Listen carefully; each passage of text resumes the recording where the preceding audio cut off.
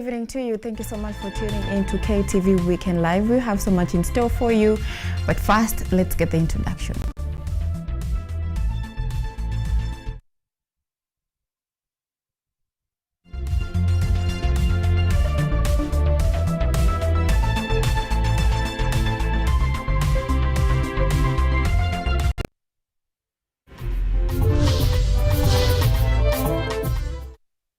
This is Weekend Live with Ochieng, Cynthia.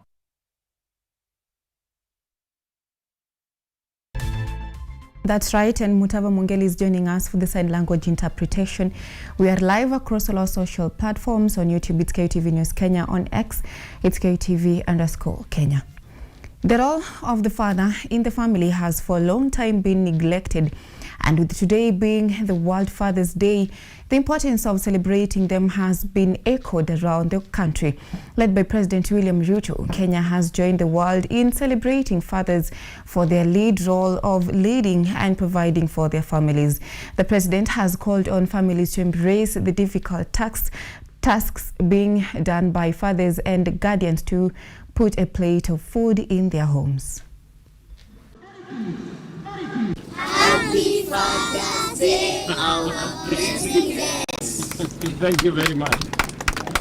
Thank you. Nashukuru sana. Sawa. You will pass my regards to your father as well, eh? Yes. Right. And I speak proudly today on Father's Day. As a father myself, I speak to other fathers. And I want to say this to my fellow fathers in Kenya. Fatherhood is a sacred responsibility centered on spiritual leadership, provision, and guidance. Sisi wote tuliobarikiwa kuwa wazazi tuko na majukumu, and I say this on this very significant day, that every father, you must know that fatherhood is a sacred responsibility to lead your family, to pray. Every father is the chief priest of their families, and to provide for your family and to guide your family, especially your children. And happy Father's Day to every father that is watching us tonight.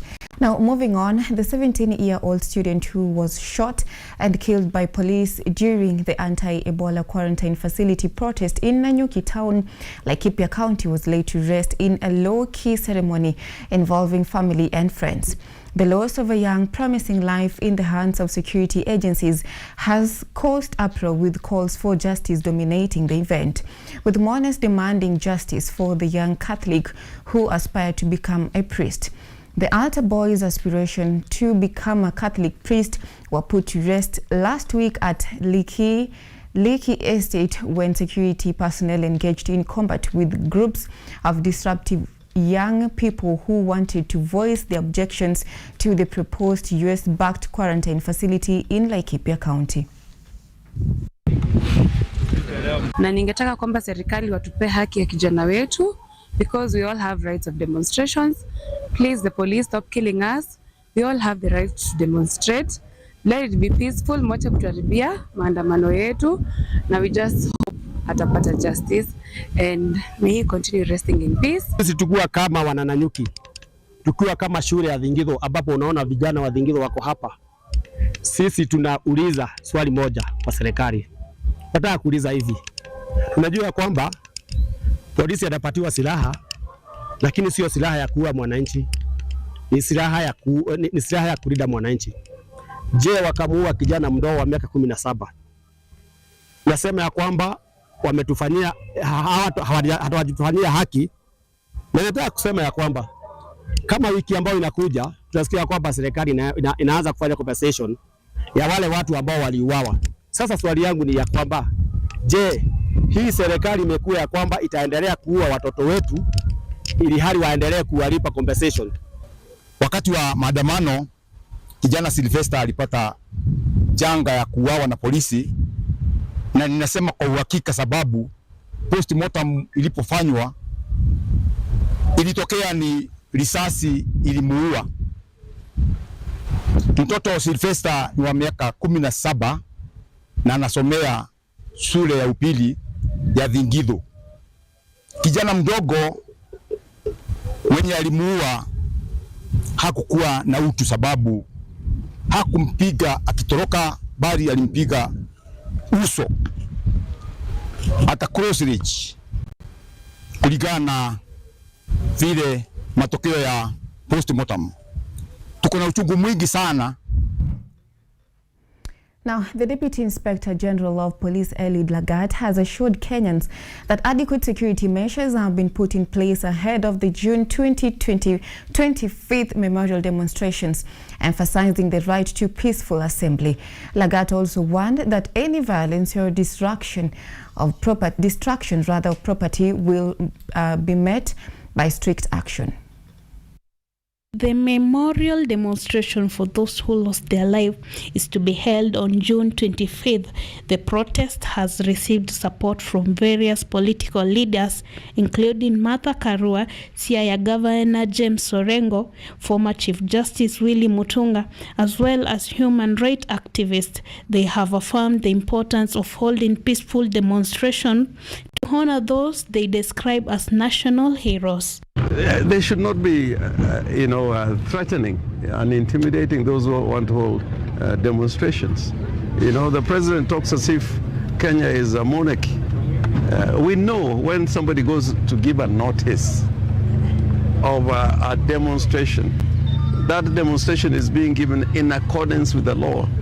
And there is a requirement under the law that if somebody gives a notice, the police are required to give protection. The Deputy Inspector General of Police, Eliud Lagat, has warned that criminal groups should not use the demonstration to cause chaos.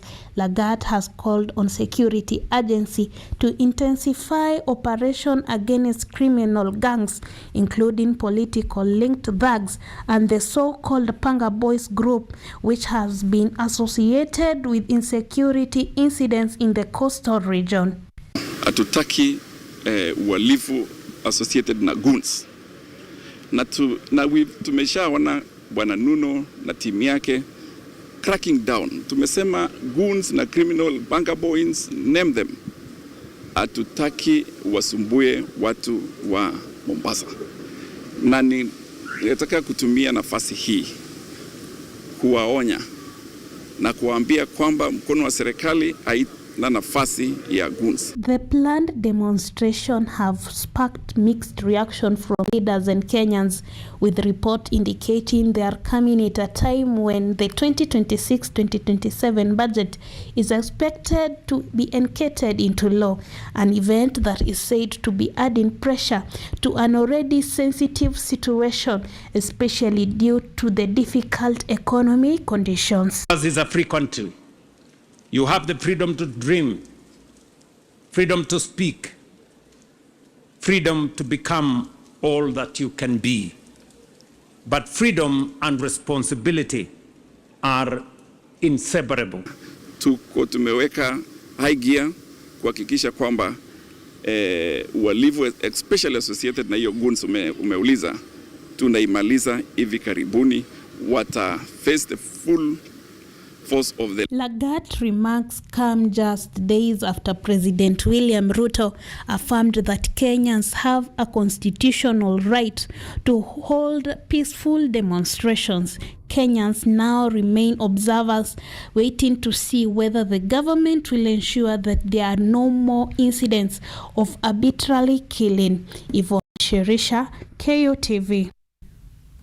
In other news, the primary threat to extinction of wildlife in animal conservation around the nation continues to be human activities such as sand harvesting and illegal logging of animal conservation forests. According to Dr. David Kasanga, an Athi-Kapiti community conservation stakeholder, the #1 main wildlife species, including lion, cheetahs, wild beasts, and kongoni, is declining from their conservancies because of increased risky human activities. Looking at the previous years and what we have been counting in terms of animals in this area, this landscape has fluctuations. We are seeing some numbers going up, like the giraffe and some of the eland and zebra species are going up, but we're also seeing decrease in some species. We are not seeing any increment in the kongoni, the wildebeest, and also some other smaller species are not being seen as much, including the carnivores like the cheetah, the hyenas. The reasons for these fluctuations are diverse. The #1 reason we are suspecting could be fragmentation of our lands. That is subdivision, actually, of what were previous habitats, areas where these animals were free to roam and exist in their natural areas. So that has been the first. Land has been subdivided, fenced off for other purposes like estates, like factories, like homes, and therefore the wildlife then has to shift from where they were operating to another area. Wengi huwa wanakuja kutoa hiyo mchanga, sio watu wazuri sana, kwa sababu wakati utaenda pale, kitu ya kwamba wanapepanga mapanga, wanapepanga hata wengine wanapepa mishale, ni kitu ya kwamba huwezi enda pale peke yako. Sababu wale watu wasipotoa mchanga, wakipata mnyama huwa wanaua, na wanapeleka, wanaenda na wanapepa ile nyama, wanaenda naye. Hata sio tu kuua mnyama, hata mimi boma yako ikikuwa karibu, wajaingia na wavunje, wakute kitu yoyote. Now, hundreds of people of Maweni village in Kanamai, Kilifi County have been left homeless after their houses were demolished by a private developer claiming ownership of the disputed land, allegedly hiring goons to vacate the residents. The impacted locals are now pleading with the government to assist them in regaining a 60-acre plot of property that they claim the developer is stealing. According to reports, more than 60 families have been sleeping in the cold for the past weeks after being forced from land they say they had lived on for more than 20 years. Another resident, Peter Mwasimba, called for justice, saying the community had pursued legal channels to resolve the dispute but continue to face evictions and harassment. Muomba bwana president wetu awe mwangalifu kwa haya mambo, sababu naona hizi ni njama pia za kumharibia kura yake. Sisi ni wananchi innocent ambao tutatetea haki zetu. Kwa hivyo huyu bwenyenye ambao anatuvunjia, kama ana haki, basi tuende kotini. Sisi tumeenda na court, tuna court order, lakini hatujui shida inatoka wapi. Kwa hivyo tumuomba rais wetu atusaidie, sababu sisi ni wanyonge, sisi hatuna njia yoyote. Sisi tunateseka na tunateswa na Wajakoya ambao hatuwajui wanatoka wapi, kutuvunjia nyumba, kuchukua nguo zetu, mabagi yetu, watoto wetu hawajui wataenda wapi wala watakaa wapi. Sisi wenyewe hivi mnavyoniona, basi nimevunjiwa hivi, basi hizi nguo ni hizi tayari. Walikuja wakachukua kila kitu hapo ndani, masufuria yetu, mapipa ya kuchotea maji. Yani hata tunafanya kulumikizana, yani hapo tunalala tunafanya kulumikizana, hatujui tuende wapi. Serikali tunaomba msaada, mtusaidie. Manake hivi sisi basi hata yani hatujui hata tufanye nini kabisa. Yani tumehangaika, hatujui. Baragaza ndio haya tuko nayo, kila kitu tuko nacho, lakini tumeona hata hatusaidiki kabisa. Hii serikali yetu mtusaidie, tunaomba mtusaidie nyinyi serikali huko, kama mnatuona, kama mnatusikia, mtusaidie, maana tumechoka hivi, hata tujui tuende wapi. Tumekaa pale ndani miaka 20 tuko pale, tumezika babu zetu wako pale. Now, hope they find justice as that is being pondered into the government that has been called upon. We are taking a very short break. We'll be back with more stories.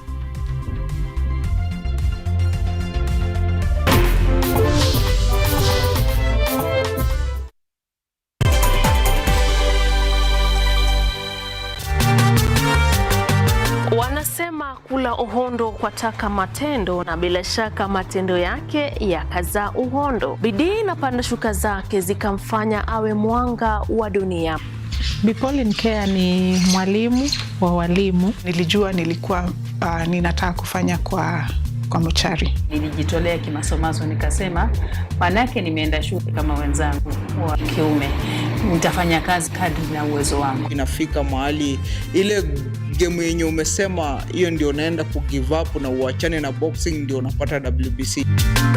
Fahamu mwanamke huyu kwa utendeti zaidi ukitazama kipindi cha Mwanamke Mwake Mwake.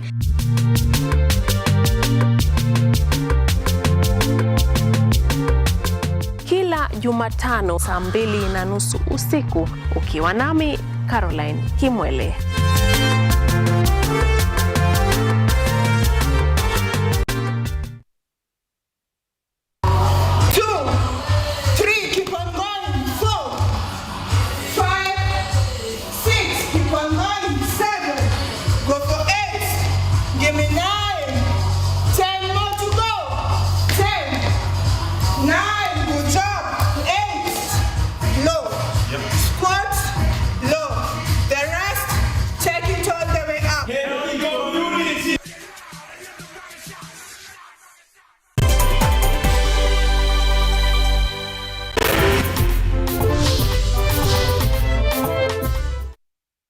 You are watching Weekend Live with Ochieng Cynthia.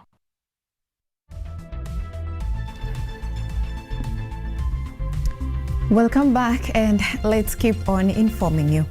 Now, the newly elected Mombasa Parents Club leadership has unveiled an ambitious plan to restore Nyali School to its former status of a beacon of academic excellence following years of acrimonious leadership disputes and legal battles that threatened to bring down one of the coast region's most esteemed educational institution.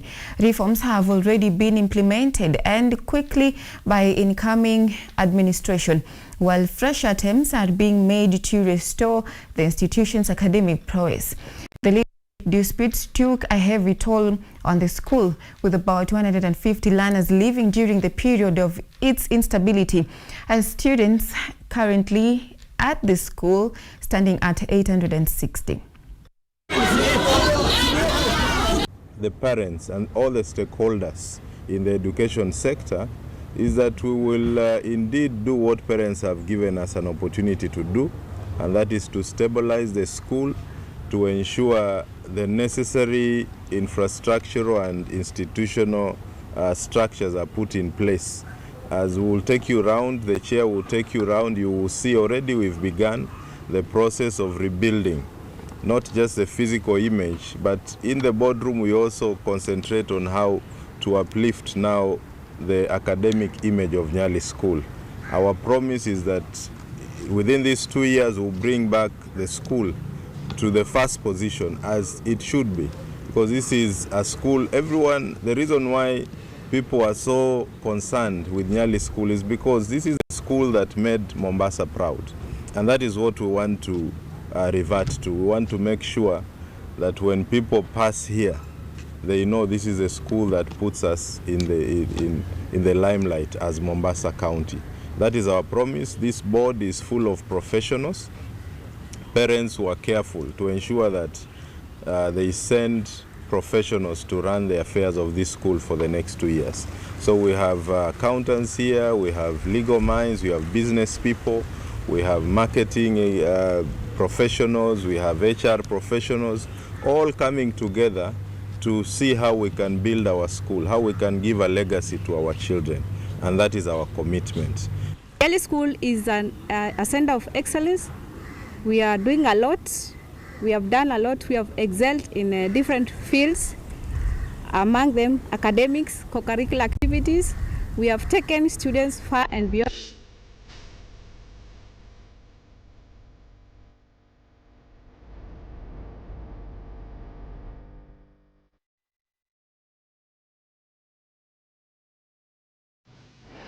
Now, agriculture continues to be the backbone of Kenya's economy. However, within this vast sector lies a hidden treasure that many have yet to fully explore. Herbs, commonly known as spices, have emerged not only as flavor enhancers on our tables, but also as strategic crops that combine science, innovation, and business. Our agriculture reporter, Akida Kasim, brings us this special feature focusing on herbs cultivation. Herbs are a highly valuable resource globally.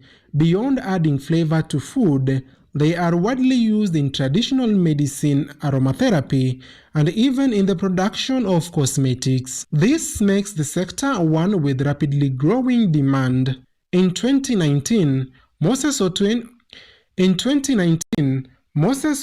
made a bold decision that many would consider risky. He quit his job and ventured into herbs farming. The decision has since turned into a major success. Nimejaribu other types of farming, naona ina fail. So I had a friend of mine mwenye alijaribu kuniintroduce na nikafanya statistics zangu, nikafanya research, nikaona inaweza, nikatafuta market vile iko, vile control nini ndo nikaingia. So specifically hii nilianza 2019. On his farm, Moses grew a variety of herbs including rosemary, thyme such as lemon thyme and winter thyme, tarragon, oregano and mint. Typically, these plants take about 3 months to mature and be ready for harvest. Water plays a crucial role in their growth. Kilimo cha rosemary ama spices in general, kwanza chenye unafaa uangalie apart from wewe kukua na shamba, angalia maji kwanza. Is your source of water reliable? Ni hiyo maji unaweza ipata at least 10,000 liters a day. However, access to water at the right time remains a major challenge that can significantly affect yields. To address this, farmers are adopting innovative methods such as organic manure and cocopeat to improve soil fertility and moisture. Tumia manure first. Unaona wakati sasa tuna prepare land. Kwanza tuna mix hiyo mchanga. Wakati tuna raise these beds, tuna mix na manure. Unaona, tukisha mix na manure tunapanda. Lakini within the process ya mmea kugrow, kuna zile fertilizer huwa tunaongezea ndio tukue na fast growth na pia ndo tupate tufanye mmea yetu ikuwe na ile weight tunatarajia. Fertilizer play a key role in improving soil health. It enhances nutrients content, improves soil structure, and helps retain both water and air essential for root development. Itabaki igrow tena hivyo, unaona hivyo. So ukishamaliza hivyo, unaona hii ni stage tulipanda stem moja tu. Sasa kitu haufai ufai kupeleka, unaona ikiwa na kama mchanga hivi, lakini lazima utoe. Alafu pia wakati wa harvesting hakuna kuosha zote, hakuna. During the nursery stage, cocopeat is used in seed beds. Its moisture retaining properties support seed germination and promote healthy seedling growth. Feed na hiyo mambo na feeding ndo hapo sasa fertilizers zinakujia. Unapata kuna tumeapply mambo na NPK, kuna hizo calcium, kuna magnesium, kuna urea. Hizo zote huwa tunatumia. Despite its benefits, herbs farming faces challenges from plant diseases, often caused by climate change and pathogens. These diseases vary depending on environmental conditions and seasons. Recommended chemicals zenye tunafaa kutumia. Hatutumii tu any chemical. Okay, kuna zile chemical yes zinaweza tumika ku control pests and fungal diseases, lakini kuna zile specific zenye ziko recommended. Hizo ndo huwa tunatumia. Tuseme mostly inakuwa attacked na caterpillar. Caterpillar mara mingi huwa tunatumia Dynamic. Ndio huwa inaimaliza, ama tunatumia dawa nyingine kidogo inaitwa Alonze. Katika kuboresha uzalishaji wa mimea ya viungo, teknolojia ya kisasa imekuwa nguzo kuu katika kuimarisha mimea hii. However, technology has become a major solution. The use of drip irrigation ensures that Each plant receives the right amount of water. Additionally, fertigation applying fertilizer through the irrigation system has improved efficiency. Nutrients are delivered directly to plant roots through pipes, enhancing growth and productivity. Tunaifungia hapa. Unaona tukifunga hapa haitumii hii. Hiyo ni maji peke yake inaenda. Lakini tukifunga hapa hivi. Tufunge hapa, nikifunga hapa na nifungulie hapa. Unaona? Inamaanisha sasa inakuja inapanda, inaenda. So wakati inapanda, hii nayo inafanya the opposite of this. Hivi, hii inaanza kuvuta. Wakati inavuta hii dawa. Mix na hii ikienda. For example, tarragon requires less water but is highly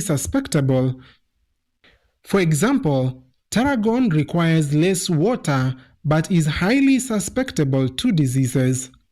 Within just 2 months, it is ready for harvest. It is widely used to enhance the flavor of foods, especially in the preparation of meat, poultry, fish, and various sauces.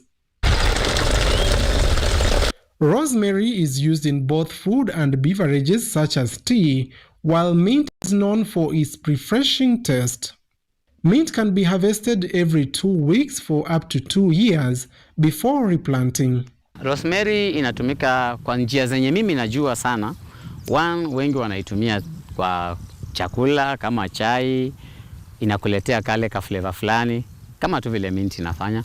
Lakini pia rosemary inatumika sana ku press mafuta. Hiyo oil inatumika sana kwa nywele. Yeah. After harvesting, the products are packed according to international standards, ready for both local and export markets. This reflects the strong growth potential of this profitable venture. The produce is packed in a 100 grams bundle in 1 kg and placed in special boxes. Newsprint paper is used to absorb moisture and enhance the product's presentation in the market. Through the use of organic farming methods, modern technology, and growing market awareness, it is clear that herbs farming holding great potential to economically uplift farmers across the country. Akida Kasim, KUTV.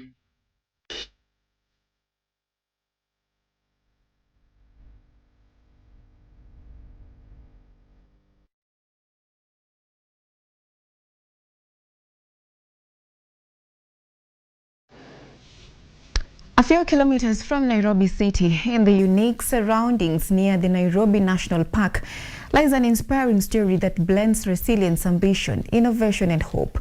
This is not an ordinary farming story. It is the life journey of a young man who refused to let disability stand in the way of his dreams. Through pig farming, he is transforming not only his own life, but also perspectives on sustainable agriculture. Our reporter Kide Kasim visited him at his farm in Ololo, Kajiado County, and prepared this feature.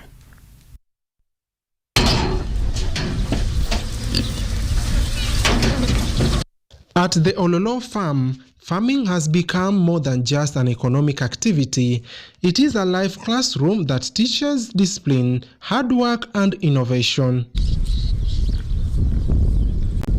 Here, we meet Blasio Egesa, a farmer living with hearing and speech impairment. Despite these challenges, Blasio has carved out his own path through agriculture. He began learning pig farming while still in school, and in 2024, he officially launched this project.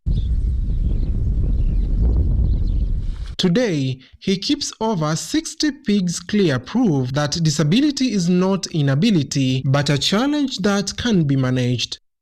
My name is Blasio Egesa. I work here on the farm as a pig production manager, managing the pigs. What makes this project unique is not just the number of animals, but the modern method used. These pigs are not confined in conventional concrete pens.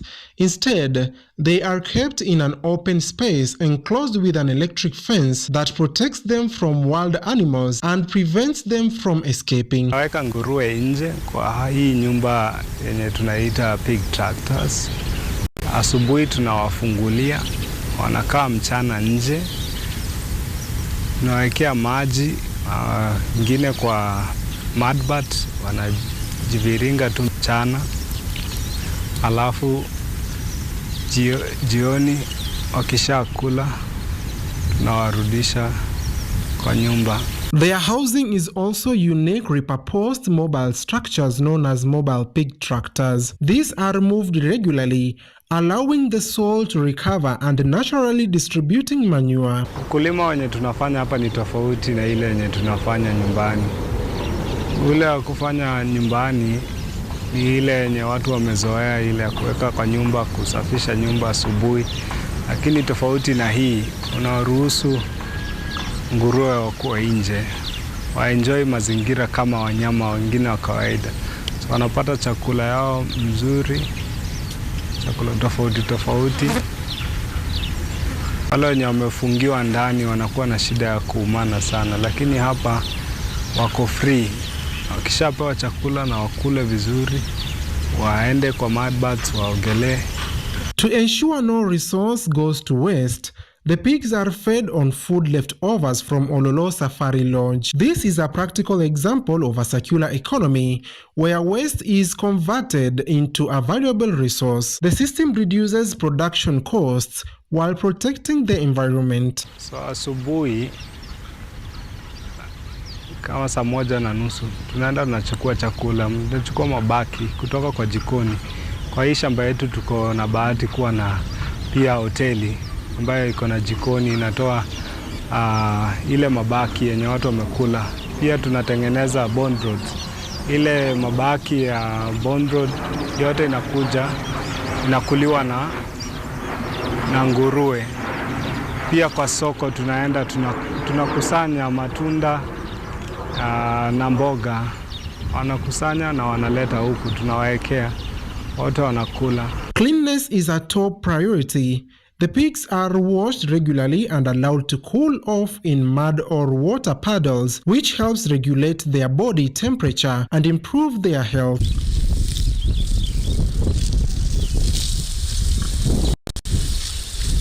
They are also vaccinated early to prevent diseases, distributing to high quality and profitable production. After 5 to 6 months, the pigs are ready for the market. Here, however, the market is closer than usual.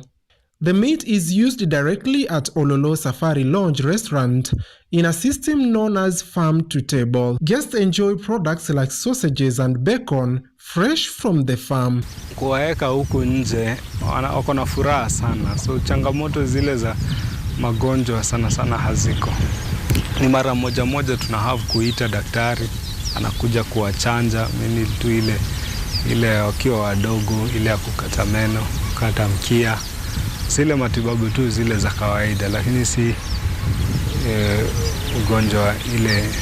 Kama kuna ile yenye imepata ajali kidogo ndio tunaekea spray na tuna manage tu sisi wenyewe. So a kitchen here, and it's part of the reason why the farm started, because of the kitchen. We wanted to practice what we are calling farm to fork, so growing food and feeding our guests here at Ololo, so that we can feed people the food that they can trust where it's coming from. They can see how we grow our food and prepare it for them.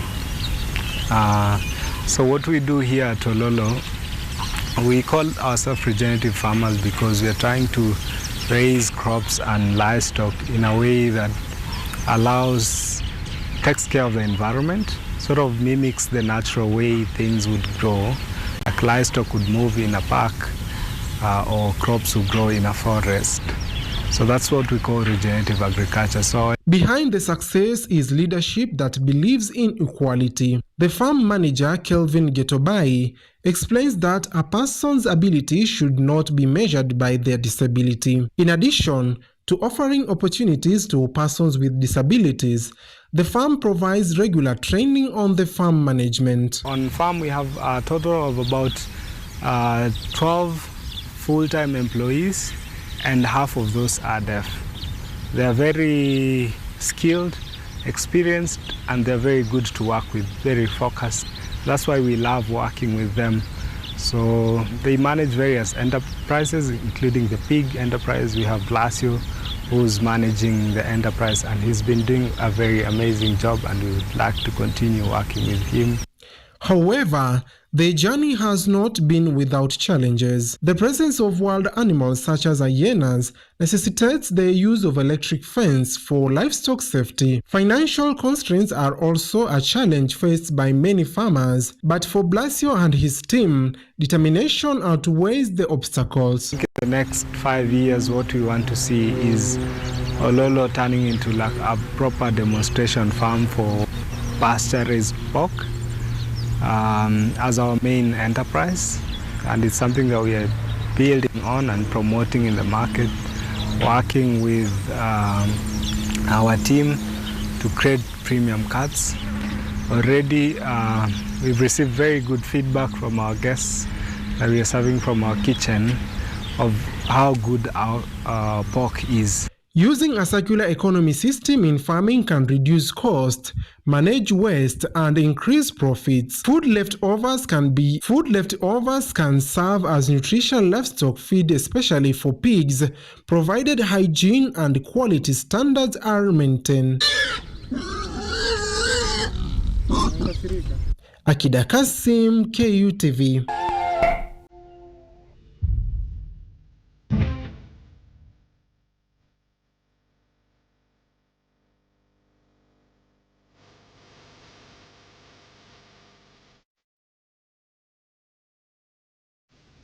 Now, let's get sporty. The FIFA World Cup group stage continued to deliver thrilling action between June 20th and 21st, with several teams strengthening their chances of progressing to the knockout round. The Netherlands produced an impressive 5-1 victory over Sweden in Group F, while Germany edged Ivory Coast 2-1 in a closely contested Group E encounter. To a goalless draw in the day's final match, Japan maintained their strong form with a commanding 4-0 win over Tunisia in Group F. Attention now shifts to today's streaming fixtures, with Spain tackling on Saudi Arabia, Belgium facing Iran, and New Zealand battling Egypt as teams continue their quest for a place in the next stage of the tournament.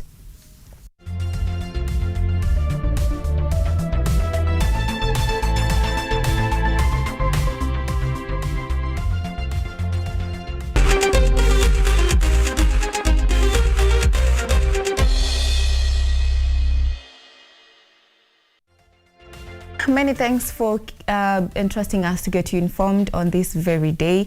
And lest I forget, happy Father's Day to the father that is watching us tonight. Get an encouragement to continue what you've been doing, hopefully touching lives and nurturing them into the person you've become and even more.